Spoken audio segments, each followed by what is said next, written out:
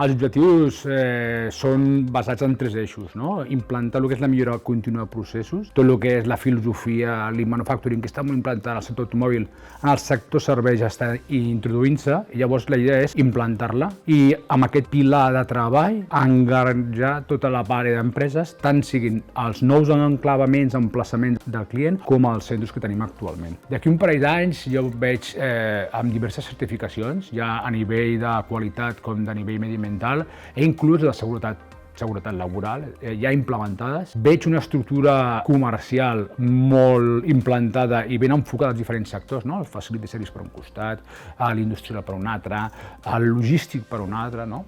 I veig amb diferents enclavaments o serveis a casa dels clients, des del sector de l'automòbil fins a la perfumeria, etc. No? Veig aquí un camp on podem aportar molt a la societat.